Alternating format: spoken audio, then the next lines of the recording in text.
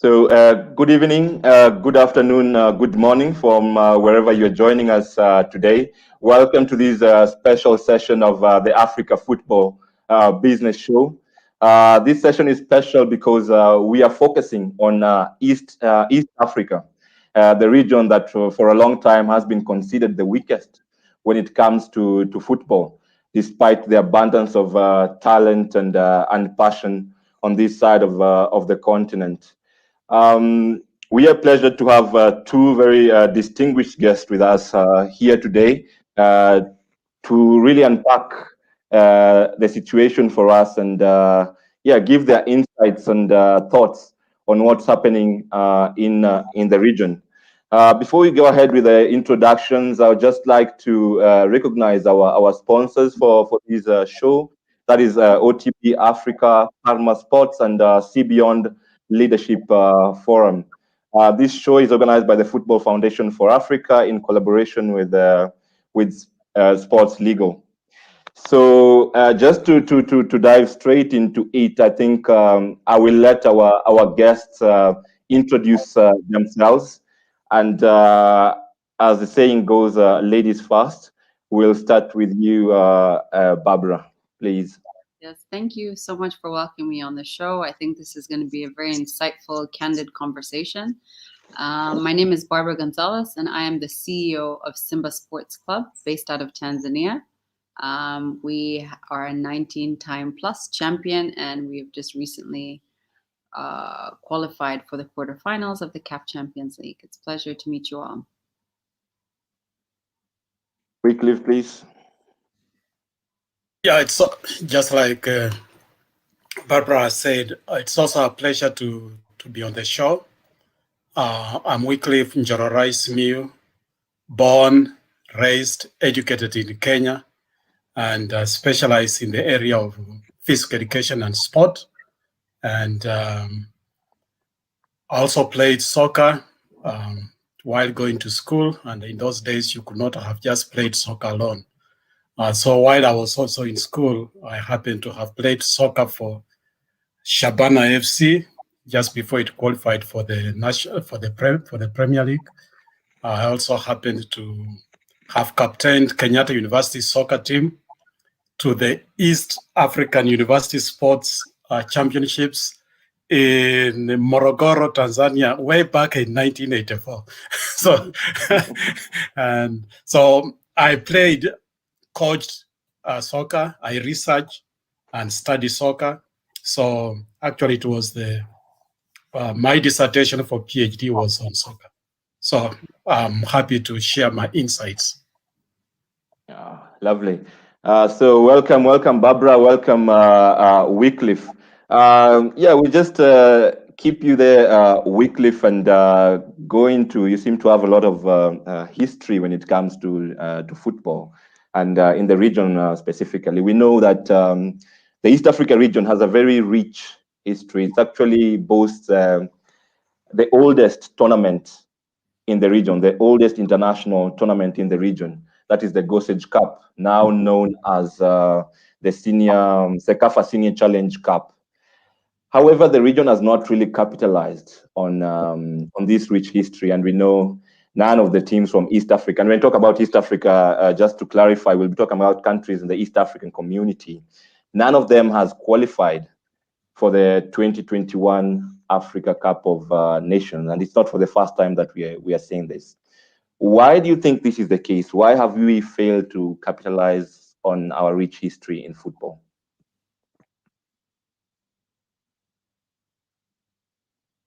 Barbara can go first. You want me to go first, or Barbara? Yeah, you can go first, Wycliffe.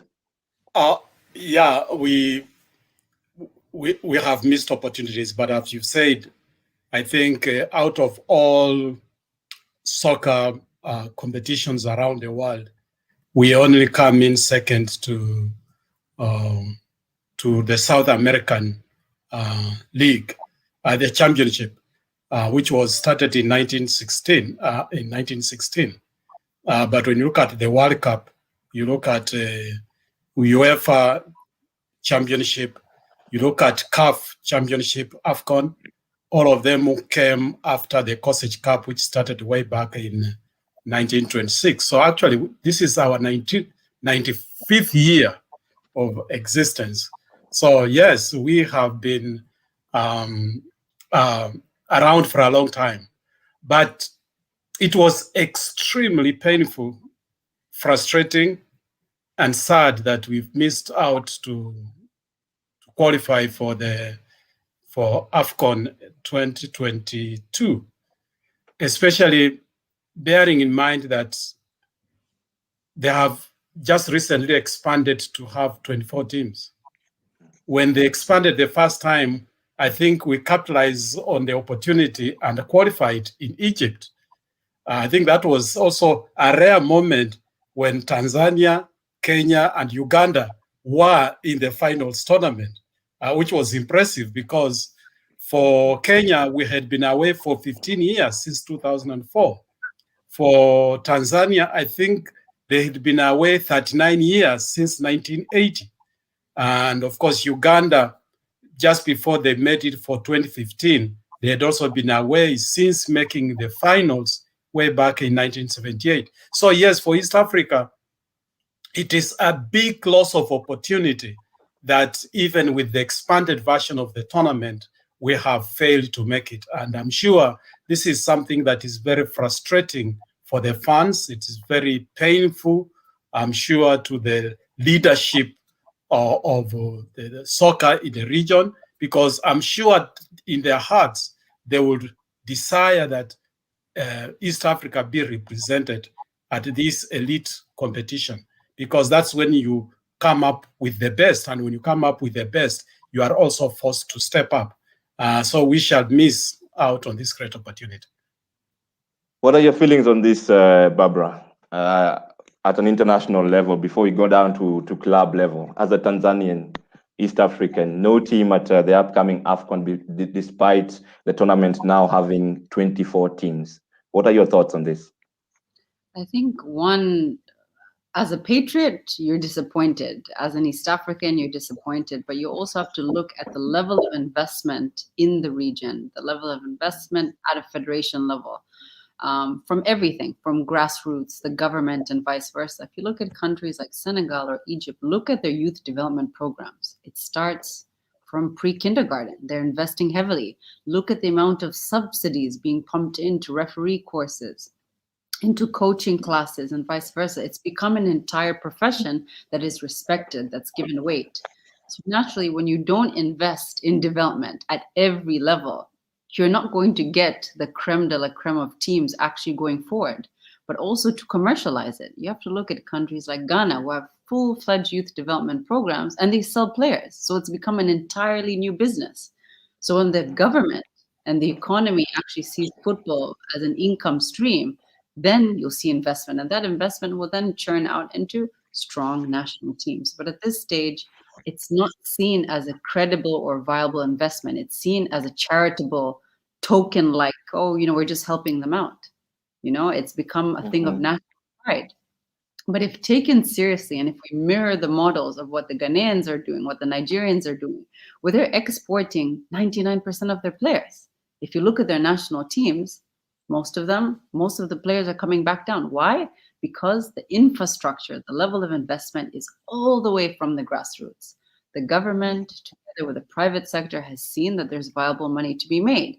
And in doing so, you invest because you actually see, I'm going to put a long position here to be able to recover my money in 10 years. I may not get what I want from this potential Drogba, but in 10, 15 years, I will. And they've put a long position. Whereas in East Africa, unfortunately, it's seen as a charitable endeavor and not a commercial one. And if you don't see it as a commercial endeavor, you don't end up being in the top 20, top even 16. I agree with your thoughts there. Just going back to you, Wycliffe, Barbara has mentioned the issue of investment at federation level. I know we've had our challenges at the federation level, the national association level. What have you observed in terms of organizational development? Because this is what perhaps you'd say attracts investment. Have these national associations developed as organizations to keep up with the developments in the game of football? I don't think so. I think as I said earlier, I think we did not evolve with the times. When you look at the history of sport,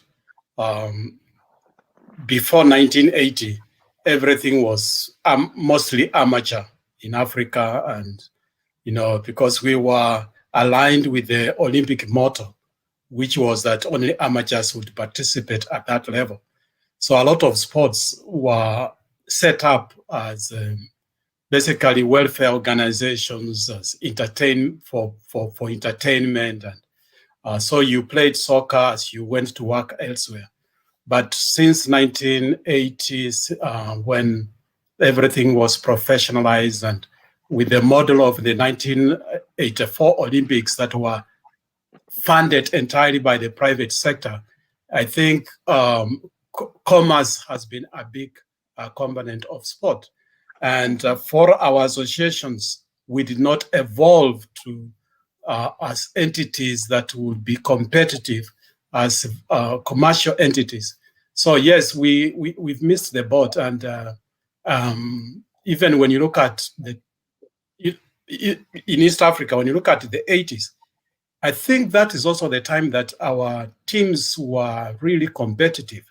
Uganda was in the finals of the African Cup of Nations in 1978.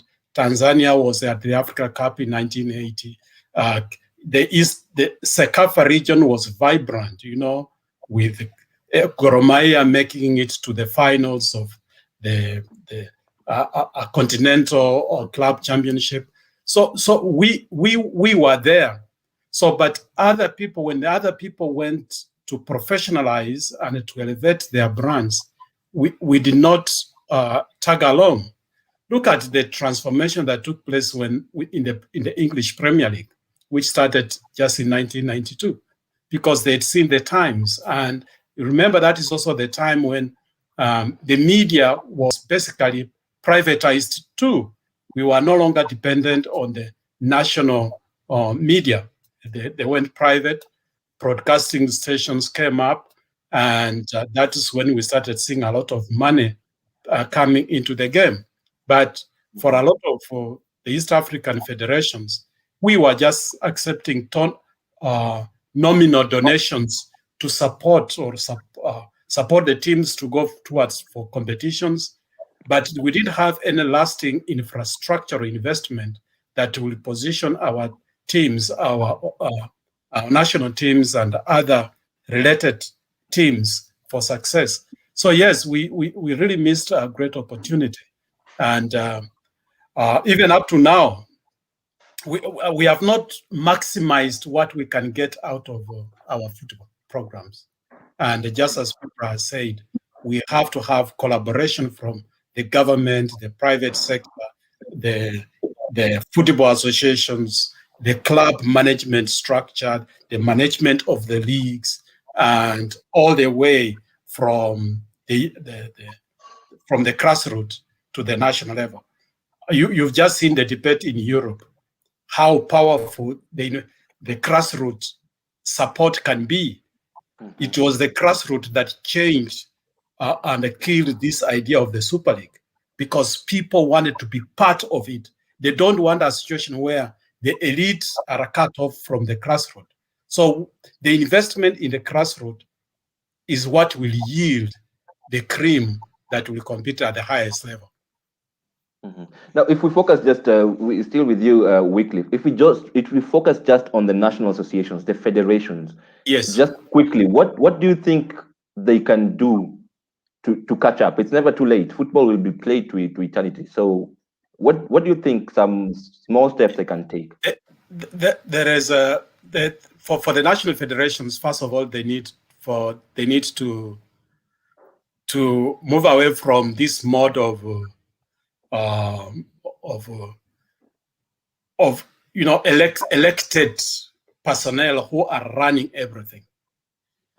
I remember way back in early 2000, I was on a committee to revise the constitution for the then Kenya Football Federation, and we had a very heated argument with the then Secretary General Sammy Obingo, the late Sammy Obingo, because I was arguing that we needed to have a CEO and not a Secretary General, with somebody who would be in charge, full-time employee of the organization, so that then under that person you also have other qualified personnel. We needed to have marketing people, we needed to have legal minds, we needed to have even the technical side, the coaches and the assistant coaches for the different age group levels. We needed to have full-time qualified personnel at that high level, because you never go wrong with investing in qualified people. In fact, when you invest in those, that's when you can grow the organization. Because when you invest in the right people at the federation level, then you are going to grow your brand. You are going to grow the number of willing partners from the private sector. As it is, a lot of our national associations cannot attract partnerships because they are not trusted. And they don't have fully functional secretariats that can then take care of the resources that can flow into the sport. So yes, we need to professionalize the way we manage the sport at the federation level. And then other things will follow, including now creating viable leagues that are competitive and also get support for the leagues, get partnerships that then can underwrite the competitions. And recently, I think Barbara must be, and she must have gone through this. The FIFA has also moved from just growing the game quantitatively across the world to now wanting to also invest in the growth of the quality of the products. So they are investing in clubs so that they can become viable competitive entities to attract investments from the private sector. And that's why they came up with this thing called licensing of clubs. And for a club to be licensed, there is criteria to be fulfilled. And that criteria, it emphasized the issue of having youth development sides. It emphasizes improved organization structure. It emphasizes different key components that will make the national sport vibrant and competitive. And Great. if our associations can follow through with some of those provisions, I'm sure that we'll attract more investments and the resources into the game than we currently do. So yes, we need to start with the personnel. Yeah, I think it's already happening, and Barbara here with the Simba Sports Club is a model that is working. Simba Sports Club, currently the talk of the region, talk of the continent, the only team from East Africa still in the Cup Champions League, and with a rich history dating back to 1936. But until recently, the way it was managed is what exactly what Wycliffe has described. Very unstructured, informal group membership based kind of structure.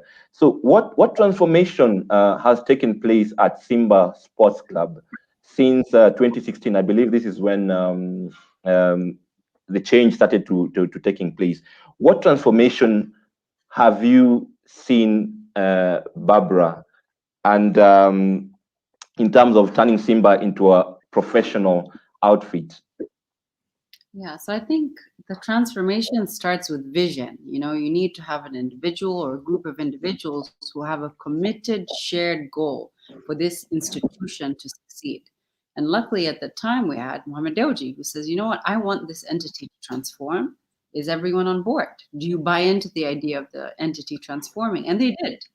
So it starts with vision. Then second is actually execution. Now, for this to transform, what are the key, the KPIs required for us to get to the next stage, and actually ticking it off one by one? So I want to invest X amount. Let's do evaluations of assets. Let's change the management structure. Let's invest in the right players. Let's invest in the right technical bench.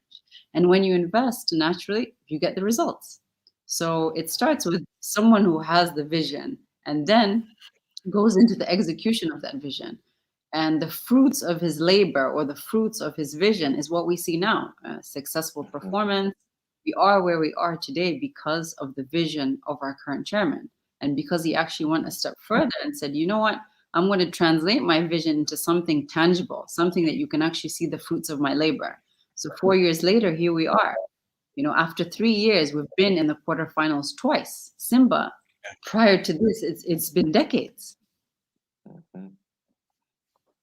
Excellent. Yeah, we've really witnessed Simba grow over the last 5 years, and congratulations on the deal that you struck. I think it was yesterday with Vunja Bay, almost $1 million in terms of sponsorship for Simba. I think this is great work. And do you think, for example, this model can be borrowed by other clubs in the region? Not everybody is. We don't have so many Mohamed Dewjis in the region. Like, we have to be honest. But what he's doing is really brilliant. And I listened to him say, "Yes, I'm putting my money here. I want to professionalize this club. I want to make it into an income-generating entity, but I'm not necessarily want to get money of it. But we can see what he has created as a successful business entity." Do you think this can be replicated across the region by other clubs? I think it can be replicated depending on the structure of these other clubs. As you mentioned, there's not that many Mohamed Dewjis, but they are passionate, committed people who want to see this institution transform.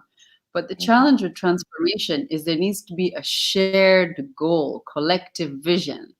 And naturally, when clubs are run by associations or by a group of members, it's very difficult to have one common purpose. Although everyone wants the club to win, the route to winning is not always the same. So if everyone can get on board, so whether it's Gormaya, whether it's Ihefu or Namungo or other teams, in Tanzania, Kenya, or vice versa, there needs to be some sort of collective action to want to see these clubs transform. And then you set a timeline. These are the key successful ingredients. These are the things that I need to get done. And as the professor said, it starts with competent people. You can't drive change or transformational change if you don't have the right human capital to drive these changes. You know, you can have all the money there, but if mismanaged by the wrong people, nothing changes.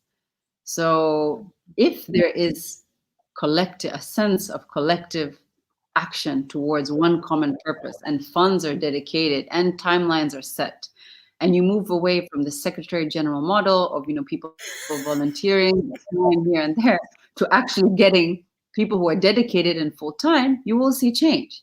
But the struggle starts at the beginning, when you don't have a shared vision, when you don't have a collective sense of responsibility to see your clubs transform. That's where the failure starts.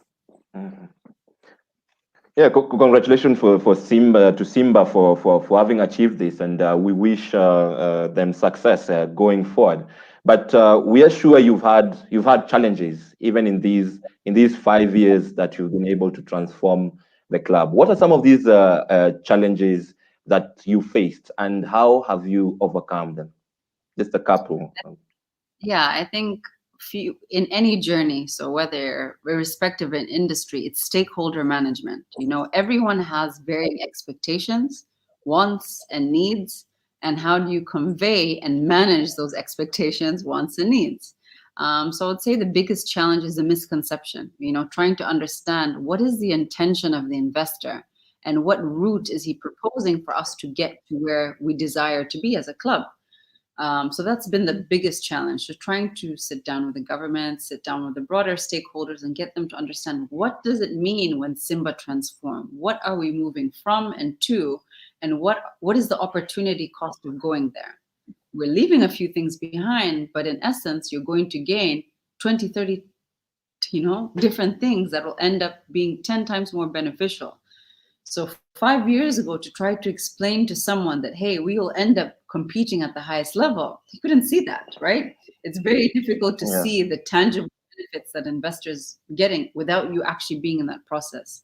So I would say the biggest challenge was managing stakeholders' expectations, but then also too, managing finances and budgets, and trying to find the right ingredients and the right type of investments that will transform the club.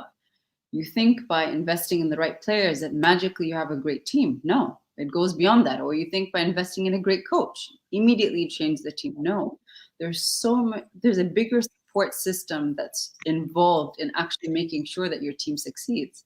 And at times that supersedes the coach and one or two good players.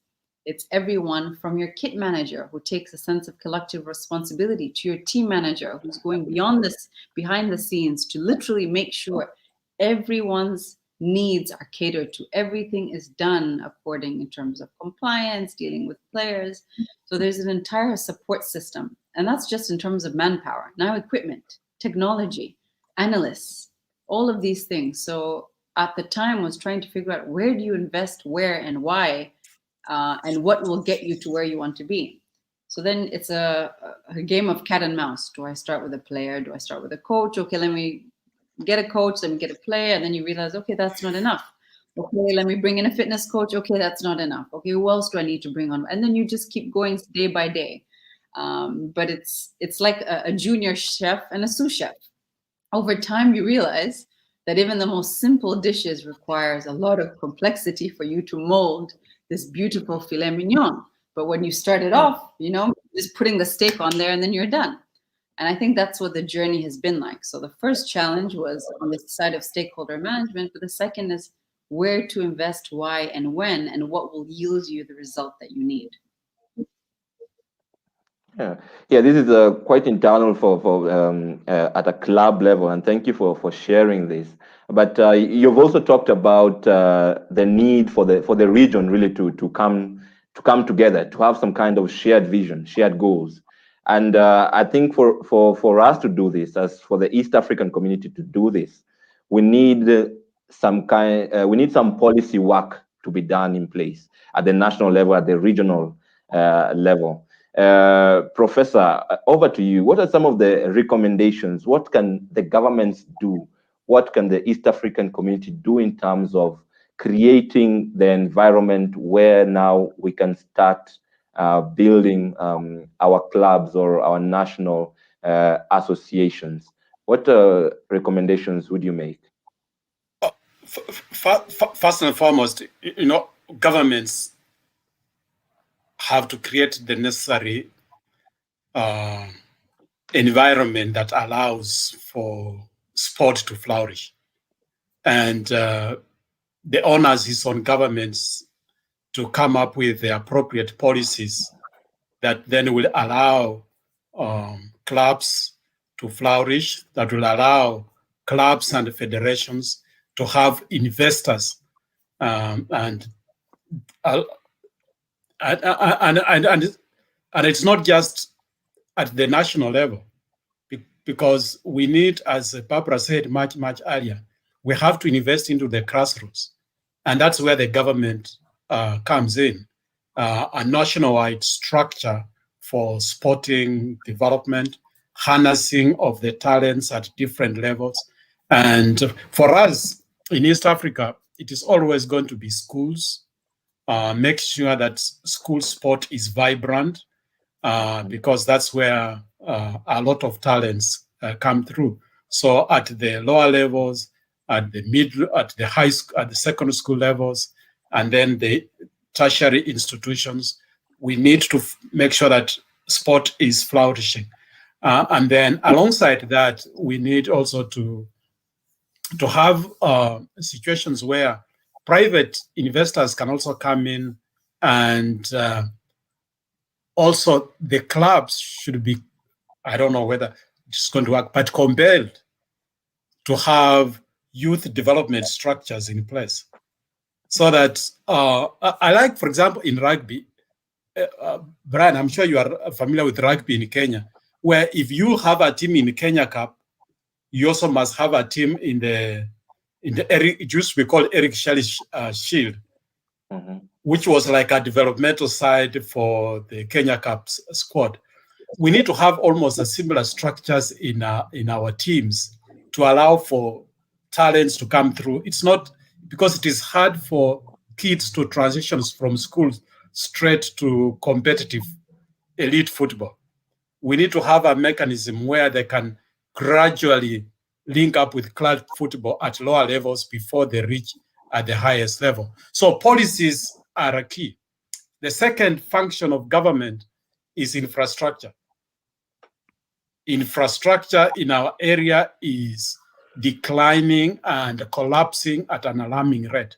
Do you know most clubs use facilities that were put in place by the colonial governments in the 1960s and the 1970s? We don't have recent investments in sporting infrastructure. So that is an area where government can come in to support the development of soccer in the region. We need to invest in infrastructure at regional levels, and not just concentrating on one or two stadia in the capital cities. Because when you look at Kasarani and you look at Nyayo in Kenya, you look at it's called what? Nambobole in Uganda, the Nelson Mandela Stadium. People look at that and think, oh, we have infrastructure. That's not adequate. That's just one structure in the capital city. We need to have this infrastructure across the country. And something else that we don't pay much attention to is investing in the training infrastructure for the sportsmen. It's nice to have a big stadium, but if you don't have the requisite training component to it, it is just a big field, which will always be underutilized. So we need to invest in a strength and a conditioning side of the sport, so that then we develop the capacity of the players. So policy and then infrastructure. To me, that is the biggest role of government. And 3, supporting international participation of the teams from the junior levels all the way to the senior national team. Funding for international participation should not just be for the private, for the federation. The national government should be commit some resources to go towards participating in international competition. The more we participate in international competitions, the more exposure we are going to have, and the more competitive we shall become over a short time. Barbara, these are some of the things I think you're working on at the moment at Simba. For example, having your developmental sides in place, the under 19s, under 17s. How is this going? How easy is it? Are you facing any challenges in this area? And what's the plan really? What's the long-term plan? Yeah, I think one of the good things that Professor mentioned is it almost needs to be a requirement of club licensing. So in Tanzania, luckily enough, for the women's league and for the youth under 20 and under 17, it is a requirement by the federation.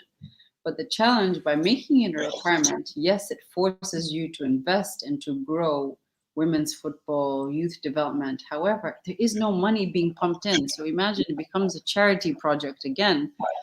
For something to be sustainable and for you to be able to see the fruits of your labor, it needs to gain traction. Today, if there's no one looking for TV rights of the youth development, it becomes very difficult to reinvest, pump in more, unless you have a development program that feeds straight into the senior team. So in terms of youth development, right now, as I mentioned, Simba only has an under 20 and under 17. We've been working alongside a few individuals and associations to see if we can come up with a full-fledged academy that starts all the way from kindergarten. So you have 5, 6-year-olds, 8-year-olds, 10, 11. And we've been doing an understudy of several clubs. You know, I'd gone to Zamalek, I'd gone to Al Ahly. I reached out to Sundowns because I like that they have a non-commercial program, whereas we want to run it like a charity. Today, the most talented children are those who cannot afford to pay for, you know, some elite program. So you can't run it like the Arsenal Academy, or you can't run it like the Liverpool Academy because people can't afford to pay. And you need to find a system so that you can incorporate these kids, and you need to school them, because basic etiquette and so on, we realize are very intangible things, but they end up going a long way. So if you can educate these kids. So I thought Sundowns has a good model for us to mirror. So in this past few months, I've been doing a study of these several programs.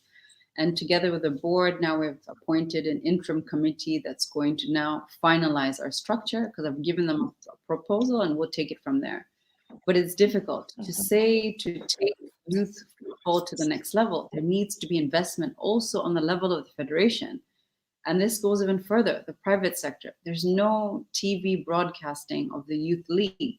So how can you gain some sort of appetite in wanting to scout? You need to manually send people to scout. But imagine if all your games were broadcasted for the under 17 and under 20. One, it's easier to monitor and scout. But also two, there's some investment because you're going to get some money from TV rights. Not the same as the senior teams, but something to reinvest into the team. But at this stage, if the broadcasters are not interested, if the federation is really not interested, they make it a requirement. It's just a charity that's bleeding without giving you something in return. You need to be a progressive club to see the fruits of your investment later on. But it's been a difficult journey. That's why that's a program that we've taken the most amount of time to study, try to perfect before we launch it holistically. This is for below under 17. Okay. All the best with that. I'm sure with a lot of hard work and the knowledge that you're creating and disseminating, then things will work out for sure. And now to just because we are talking about East Africa, and for me, this special session was really to try and push for a more collaborative approach across the region, especially when it comes to youth development, because we talk about strength in numbers. So if there's something happening at the regional level, then we are bound to attract investors, including the media, as you have rightly put it, Barbara. But what challenges do you foresee, Prof, in trying to work as a region as opposed to working individually as countries, as nations? You know, we talked about the Kosech Cup having been one of the oldest tournaments in the region. The same thing about the East African community. It was a trend setter for even Europe and many other regional trading blocs. But what happened? We moved very well. We were working very well towards even a common passport, a common currency. And then in the late 70s, things collapsed because of political differences, because we became competitors with each other, rather than teaming up to work collectively to harness our strengths so that we become better as a region and as individual countries in the region. So it is the same when it comes to soccer and the federation. CECAFA has had political issues. They have had political issues. So if we are going to have joint strategies for development, then the political structure has to facilitate that. We have to be on the same page. And that then comes down to the national associations. They have to also embrace that collective spirit of the East African region. And then based on that, then develop the requisite infrastructure that will allow regular competitions, regular interactions between among the three countries. You can even set up competitions, regular competitions. When you talk about the CECAFA tournaments, it doesn't just have to be a one-time competition tournament the way it is currently set up. It could be structured in such a way that it stretches across the year, and it should entail all age group competitions, including the women, so that then that way we are able to nurture talent within our region. And that will be easier to find broadcasters rather than our own national leagues, especially for the young age. People are so tuned to watching European Premier League and the European top 5 leagues, that when you bring them kids playing soccer on a dry ground in Kisumu, they don't find that attractive, because it's going to be hard to broadcast without having some fans.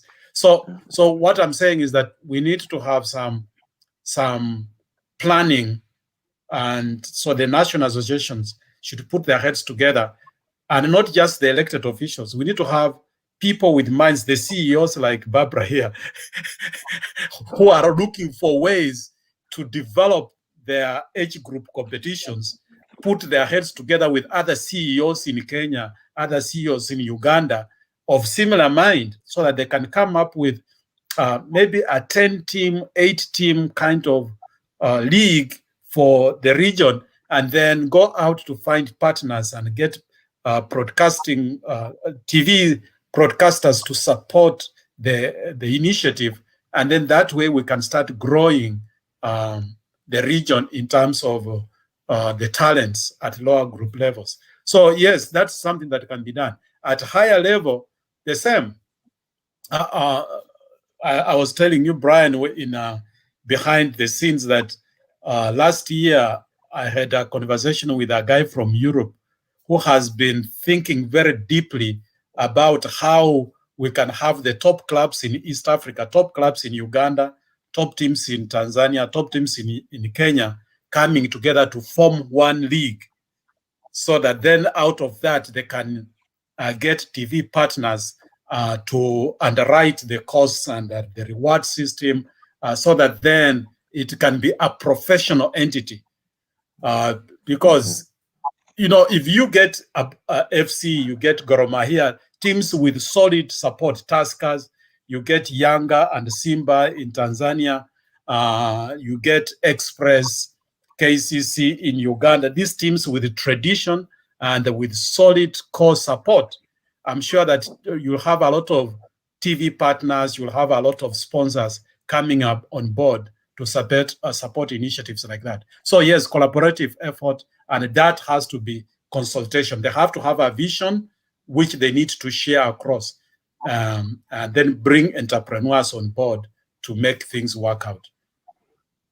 Yeah, very true. Football has become very competitive as a business, and for people like Barbara who are in the business side of things, you understand this more than most. And we saw what happened in Europe. You have we mentioned earlier the European Super League and how it was fought by the grassroots movement. But the way we are looking at things, this is something that probably will happen. It's only a matter of time. And here on our continent, now there was talk of the African Super League, and even Simba Sports Club was fronted as one of the clubs that would participate in these kind of tournaments. What do you think, Barbara, would be the impact of having an African Super League on the region? I think I like Prof's idea of having it regionally, but let's look at the larger debate, and what's transpired in Europe should be a lesson. They say every crisis is a teachable moment, right? So Yeah. if you look at what has transpired there, it tells us that there are the cries of many people that feel that they're going to lose that touch. They said, as Chelsea fans, they miss those cold nights in Stoke, waiting outside, going into the stadium, and vice versa. Vipers, or whether it's Express or our friends in Namungo or Yanga, for their teams. So if we have, again, it's like another elite club of people, even if it's East Africa, unless we expand it and say we're going to have 26 teams, 28 teams, which will be extremely lengthy, or you structure it like the American League, myself, where there is no relegation, there is no promotion, you're currently fixed into this East African Super League, perhaps it could work, but more so going back into a competition. I think we need to do a little bit of a study, and I think that's why CAF and FIFA is probably taking this entire European experience as a teachable moment. What can we improve? What can be done? And I think a lot of the frustrations on either side are born out of a need to change the structure of the Champions League. Change the structure of the Champions League, not only in Europe, because there needs to be reforms, but also here. Also the Confederation Cup, and so maybe they can be regional Confederation Cups and regional Champions League, and then you have a Super League, but without putting people out. But that entire structure needs to be rethought. I think a lot of the decision makers were having these conversations without consultation. My brother was telling me the other day, we were going through Twitter, and he says, do you know that Klopp found out the same time as everyone else? And is that fair? One of the leading coaches globally, although there's no need for maybe your, some of your employees, but one of the leading coaches in the world was not consulted, even to get his opinion, players, stakeholders. So at times you make decisions without actually looking at your broader stakeholders and what are their needs and wants. To make money in that moment, but is that exactly what you need? So in my selfish opinion, in the beginning, I would say, yeah, Super League, great, fantastic. But then I realized, who are we doing this for? Who are we trying to please? At the end of the day, the heart of football, it's not the money, it's your fans. And without your fans, there is no money. You can get JP Morgan to fund the entire Super League, but fundamentally, who's going to show up to watch it? Who's going to be buying the jerseys? Who is going to be tuning in? Who is going to be currently engaged and have a sense of loyalty? What makes our local leagues interesting and dynamic, there's a sense of national pride. I am from Mombasa and I am watching my team. I am from Jinja and I am watching my team. Whereas today, if you have a Super League, that sense of national pride, it loses its touch.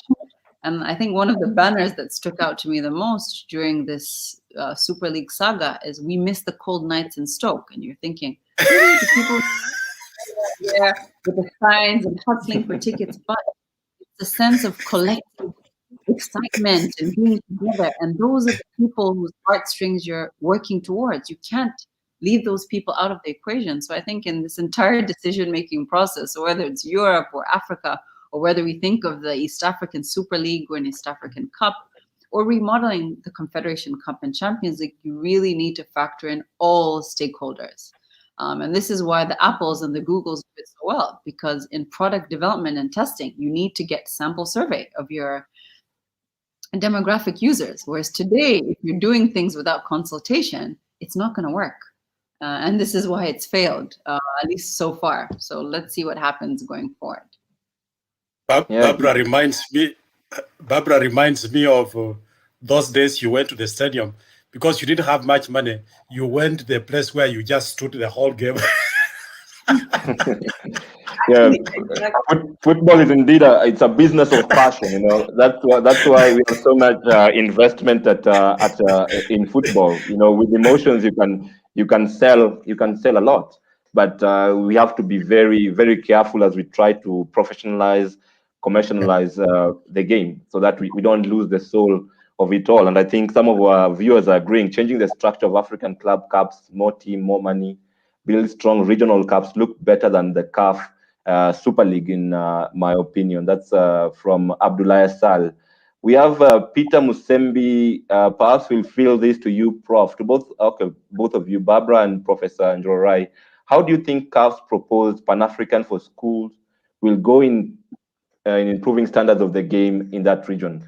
Where do inter-schools competitions have existed for a long time at national and regional level? I think these are the recently launched project in DRC, where they want to create a Pan-African schools competition. What's your take on this? We'll start with you, Barbara. No, I think from a selfish perspective, I think this is brilliant because one, Tanzania is a good example. We already have our national football inter-schools competition. But imagine now you're looking at a Pan-African league. One, you have a level of excitement. You're igniting a passion in these kids to compete at the highest level in a hobby that previously was disregarded. But also, two, as a football club, I'm seeing this as a scouting opportunity. You know, when you have a Pan-African schools competition, I'm seeing as my potential under 20s, who do I want to scout? Who do I need to reach out to? Then you can study the level of football in these various countries and ask yourself, what are we doing wrong? Where can we improve? What can we mirror? So one, on the commercial side, to be able to bring these players, but also two, from the learning and development side, to see what is working well in Ghana that maybe I'm not getting the same level of talent in my country. But also three, as a human being, we're igniting a fire in the hearts of these young people. For a long time, African football has been seen as an unprofessional sport with hooligans and vice versa. But by bringing a sense of credibility, the same way we had Pan-African mathematics competitions and swimming competitions and vice versa, why not in football? Because now it's seen as a credible career that you're professionalizing. So you're now igniting a little bit more of a fire in kids that may have X'd it off completely, but now giving them a platform to showcase their talent at the highest level. Excellent. We have a comment from one of our viewers says, wonderful grassroots football development is key. I was reading somewhere that the whole of Kakamega High School is one of the schools that has produced talent for these countries. The class of 2014, apparently all of them are earning from football. So I believe these are things that can be replicated and we don't lose the value of education. Your take, Prof, as we near the end of this show. Yes, I basically concur with what Barbara said. You know, for us in the East African region, this is not new, especially Anglophone areas. The structure in Anglophone has always been through schools, and then you go to the clubs at the elite level. So for East African region, we already have East and Central African school tournaments in the whole of the region.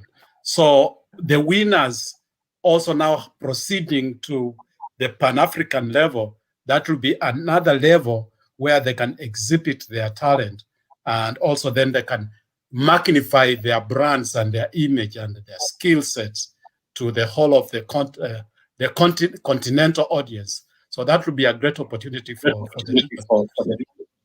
Secondly, for purposes of technical development, I think also that gives the players an ambition, because you are not just looking at yourself at competing at a school level.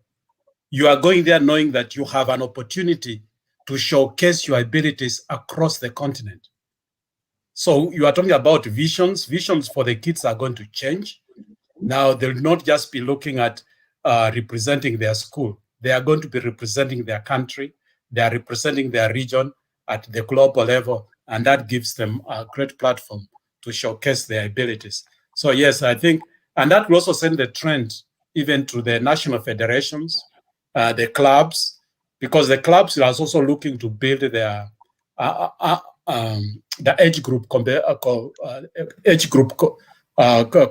players. So where are they going to go? They'll have ready-made material there.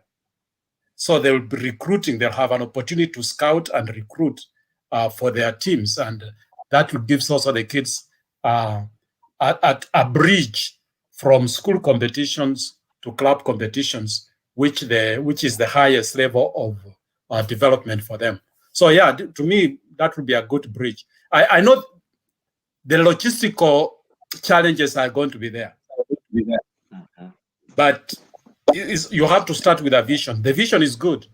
If they can get the people, sponsors and partners to underwrite that commitment, and if it comes to pass, it has great opportunities for football development.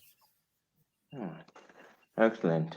Yeah, coming to an end, I think one more question for you, Barbara, and this is rather personal, professional. And as one of our viewers says here, Dev Kumar Palmas, it's an inspiration to have people like you in the sport now in football, being young and also being a woman in football. It's not an easy landscape, for sure. And we would just like to know what has been your experience and what are your thoughts regarding the future of the industry in the region. What would you encourage upcoming professionals to look to doing for the sport in the region? No, first of all, I'd like to thank you, Dev Kumar, for your very kind comment. I think it's very encouraging. Football is tricky, it's difficult, but it's extremely rewarding if done right, and if results are there, right? Without results, I wouldn't be sitting here and enjoying having this peaceful conversation, right? But I think there's a lot of scope. The biggest step, and I think Prof said this earlier, it goes back to manpower and human capital. For football to really transform and professionalize in the region, you need to have the right people with the right competencies, with the right intention to see football transform. And what we've seen for a very long time is the typical profile. So why people are a little bit shaken up by seeing me, because one, I defeat the age stereotype, and two, gender. These things combined. Although I'm Tanzanian, I may not look Tanzanian, so there's many things, but if you get the right people with the right competency, it completely changes. You've seen several success stories across Africa by having, ex-private sector consulting background, someone who gets plugged in as the head of federation and completely transform how things are done. But what we're seeing in East Africa, and what we're seeing in most of Africa, is the profile of our head of federations and those who are running the club are the same. And for football to transform, you need people who think outside the box. You need people from the private sector. You need people from the public sector to inject. You need people who are thought leaders in the space, engaging universities, higher educational institutions to add value, because they see things from their lens and they can add so much value into how we're doing things. But when there's a sense of comfortability, and when everyone's used to business as usual, and we like the way things are being done, it's very difficult to envision transformation, because in transformation, their positions are no longer guaranteed, right? And at times you end up being a little bit selfish. I rather secure my safety net for the betterment of my personal growth, as opposed to transforming my country's football or my regional football. So I think what needs to happen is governments need to push these federations. And unfortunately, these things have been set a little bit differently, but to get the right people on board. And if there was a way to even nominate and create a criteria, what is the type of person that we want to be running these institutions?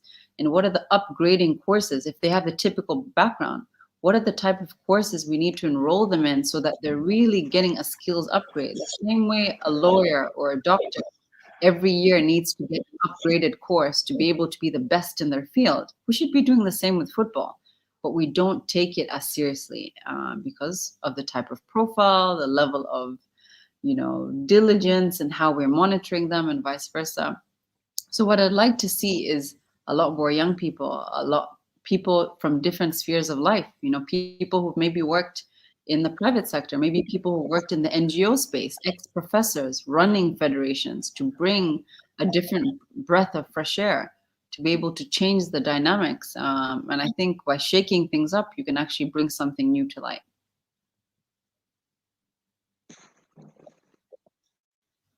Excellent views, Barbara, and I would agree with one of our viewers here, Nicasius.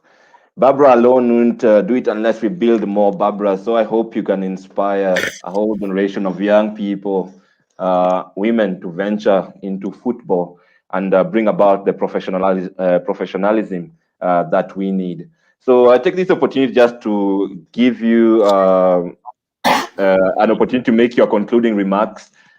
This time we'll go with the men first. So Wycliffe, if you can give us your concluding remarks, and then we'll finish with Barbara. I think the major takeaway is that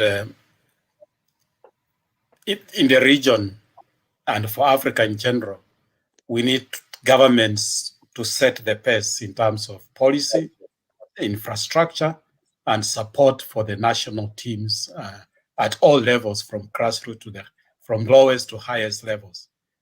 We also need clubs to transform themselves, transform their images and their brands, so that the product that they put on the field is good enough to attract more resources to flow into the game, and for them to have the ambition to grow from just having 15 players for the club to having a whole structure from the first team to the under 12s to the under 7s, a whole structure.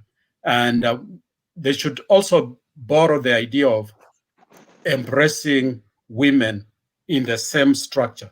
It will be easier to have a club that is all inclusive, rather than leaving the ladies just to struggle alone with no resources to stand on. And then the other element is the federations to also transform themselves in terms of personnel, in terms of manning, or at the organization level, bringing in, tapping resources. And when I talk about tapping resources, we have universities and institutions of higher learning that have researchers that they can partner with to find out what is out there that can grow the national federation, that can grow the clubs. We have personnel in universities that can come out there for internships.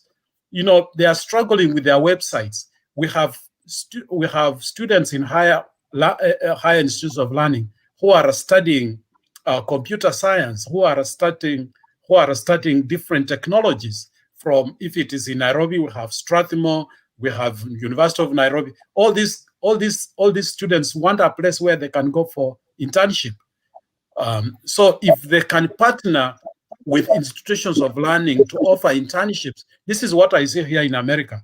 A lot of institutions, a lot of football, a lot of sporting teams, they have internship programs. Organizations that have internship programs where students come in, they do their 15 hours a week, and after maybe 140 hours, they get credit out of it at their institution of learning. So we need to think out of the box. We have resources. Universities are custodians of resources that can develop and build the federations and even the clubs. Let's be open to that. Last but not least, the funds. One of the challenges in East Africa is having the funds, because over time, our funds have transferred their loyalty to Europe. Every weekend, the recreational clubs are full of people who are cheering for Chelsea, cheering for Barcelona, cheering for Man U, and fighting and even committing suicide when Arsenal loses. We need to get those fellows back to our stadium. And national federations and the clubs have to be invested in connecting with the fans. Connecting with the fans. That is key, because the grassroots support is what is going to entice private investors, It's what's going to entice those partners from the private sector who want to invest in that brand. So yes, we have some challenges to overcome, but we have resources, and our area is teeming with resources that just need to be harnessed the right way, and our sport will flourish. Thank you. I don't know why you mentioned Arsenal in that light, but we'll pick that up I've read in the news. I read in the after news the how it show. commit. Anyway, so we'll conclude with you, Barbara, please. Yeah, so Prof, I think we're totally on the same page. You know, so touched. We need to think outside the box. We need to leverage on these institutions that are going to give us so much wealth of knowledge, and our universities are a good starting point. But I think on my side, I would say for us to actually influence football development in East Africa and for it to carry weight, it first needs to start with how are the federations and the government linking this national vision for football development? There's a sense of collective responsibility. At times, we just put all the pressure on the federation, when in essence, the government needs to take on some burden. They need to carry a lot of this on their shoulders. You see countries like Egypt and Nigeria, the government via the Ministry of Sports is funding the entire trip, equipment, and some just to be able to make sure their team is getting to the next stage. But if there's no sense of responsibility on the side of the government, this becomes difficult for the federation because they're also cash strapped. So there needs to be some synergy between the two. And I know there's constant consultation, clear communication. However, there needs to be a sense of collective responsibility, starting with financials being invested into our national teams, into our women's teams, into our youth teams for this thing to be successful. The second, I don't think we talked about this much, is how are federations creating a value proposition for the private sector to want to invest? Today, we believe our commercial real estate as a federation is just, the jersey and then the perimeter branding, but it goes beyond that. It's your match highlight, it's your behind the scenes, it's your press conferences. But when you're pitching to the private sector, you're stuck on the traditional realms of access, and you end up pricing out so many other people. You don't see your digital platform as a way to attract people. You're not enticing people and creating a user-friendly experience and vice versa. So I feel like we've not created a value proposition for anyone to want to invest. And by bringing in the right sponsors, then you're able to create a little bit more of an attractive league. User experience at the stadium.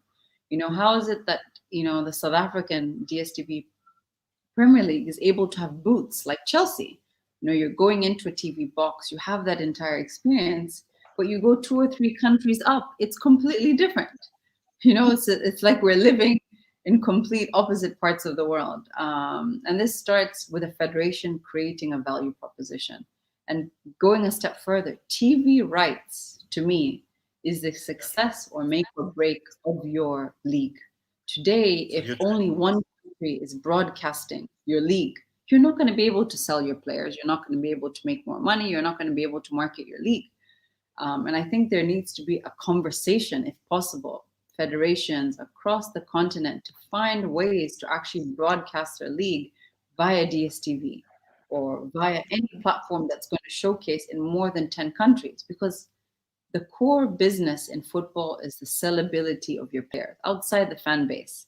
Now, how can you sell your players via YouTube clips? You can't sustain that in the long run. It needs to be equally as attractive of watching La Liga or Bundesliga. And I think the last is going back to manpower. I've said this so many times, but in any organization, whether it's the government, whether it's a private company like Google, or whether it's a football team like Simba or Vipers, manpower can make or break the success of your institution. If you don't have the right people from the top to your chairman, that vision, all the way to the kit manager, to your team manager, you're not going to be able to succeed. So we need to be investing in the right people, although it at times is a little bit costly, but to be able to churn out that success later on. Excellent takeaways. Thank you very much. We really appreciate you having taken the time to share your insights with your audience, and you can see the appreciation from the comments. Of course, the purpose of this show is just to spark the conversation, and hopefully we can take this offline and have concrete projects towards developing football in the region. And I believe also the rest of the continent, the rest of the globe, really can take that regionalized approach to sports development.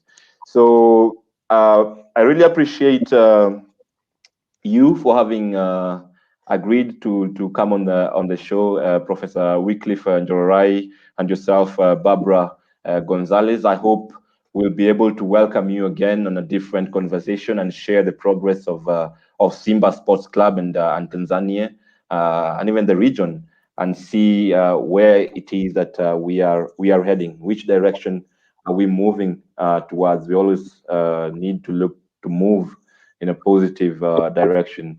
Also take this time to really appreciate our viewers. We've had one of the, I think, highest attendances since we started this show. I think this is only second to last week, so the week before. And yeah, the Africa Football Football Business Show is about creating conversations that will shape the future of the industry here on the continent. Before we conclude, again, just to appreciate our sponsors, OTB Africa, Parma Sports, and See Beyond Leadership Forum. And also just to remind you that this show is organized by the Football Foundation for Africa in collaboration with Sports Legal. So with that, once again, wish you a good evening, good day from wherever you joined us for this show. And we look forward to the next one, which should be in 2 weeks. The title is Education Through Football. We have talked about schools today, and we are looking for a model for Africa. All other continents have models for them, so we are looking at what's the model for Africa when it comes to football development. So thank you very much, and see you next time, everybody. Bye-bye. Bye.